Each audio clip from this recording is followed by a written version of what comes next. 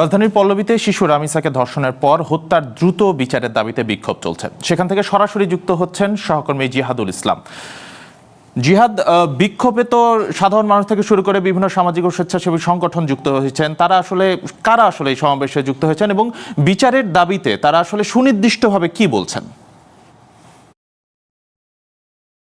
আপনি যেমনটা বলছিলেন যে শিশু রামিসার হত্যাকাণ্ডের ঘটনায় মূল যে ঘাতক রয়েছে, আমরা জানি যে যেহেতু সেই সোহেল রানা যিনি এই হত্যাকাণ্ডের সাথে সম্পৃক্ত বলে আদালতে স্বীকারোক্তি দিয়েছেন গ্রেপ্তারের পরে, তিনি যেহেতু স্বীকারোক্তি দিয়েছেন তার বিচারিক যে কার্যক্রম সেটি যেন 24 ঘন্টার মধ্যে তার ফাঁসির রায় কার্যকর করা হয়, এমন দাবিতেই কিন্তু বিক্ষুব্ধ জনতা সেই দুপুরে ছুটির দিনের জুমার নামাজের পর থেকেই তারা জড়ো হয়েছেন রাজধানীর মিরপুরের 10 নম্বর যে গোল চত্বরটি রয়েছে এখানে। এবং এই যে বিক্ষুব্ধ জনতার জড়ো হওয়াকে ঘিরে এখানে কিন্তু তীব্র যানজট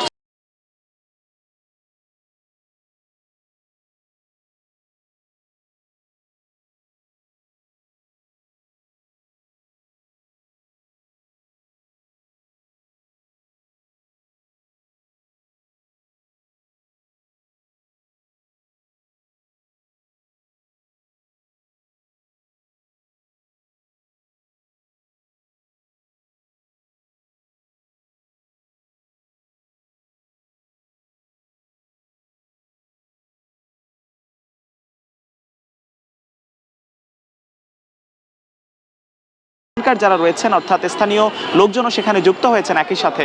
এখনো পর্যন্ত আমরা দেখতে পাচ্ছি যে যান চলাচল যে ব্যবস্থা সেটি খানিকটা স্বাভাবিক হয়েছে। আমরা শুক্রবার ছুটির দিনে রাজধানীতে যান চলাচল ব্যবস্থা যতটা স্বাভাবিক দেখি, আজ এই মিরপুর সহ আশপাশের যে এলাকাগুলো রয়েছে সেখানে ঠিক সেই পরিমাণ স্বাভাবিক অবস্থা ছিল না, কারণ এই জায়গাটিকে অবরোধ করে রাখার কারণে এই গোল চত্বরটি এখন পর্যন্ত সেখানে যখন বিক্ষুব্ধ জনতাকে লাঠিচার্জ করে সরিয়ে দেওয়া হয় বা এই যান চলাচল স্বাভাবিক করার চেষ্টা করা হয়, তখন কিন্তু অনেকেই আশপাশের যে ফুটওভার ব্রিজগুলো রয়েছে সেখানে অবস্থান নিয়েছেন, তাদের অনেককেও সরানোর চেষ্টা হয়েছে এবং সবশেষ এখন আইনশৃঙ্খলা রক্ষাকারী বাহিনী যারা রয়েছেন তারা এসে আশপাশে অবস্থান করছেন এবং যদি কেউ জড়ো হওয়ার চেষ্টা করছেন তাদেরকে সরিয়ে দেওয়ার যে চেষ্টা সেটি কিন্তু তারা এখান থেকে করছেন। তবে তাদের দাবির প্রেক্ষিতে বলতে চাই যে গতকাল সন্ধ্যার পরেই আমরা দেখেছিলাম যে বাংলাদেশের প্রধানমন্ত্রী তারেক রহমান এবং আইনমন্ত্রী সহ ক্রীড়া প্রতিমন্ত্রী সহ তারা রামিসার পরিবারের সাথে সাক্ষাৎ করেছিলেন এবং সেখানে রামিসার পরিবারকে আশ্বাস দিয়েছেন বিচারিক কার্যক্রম দ্রুত শেষ করার।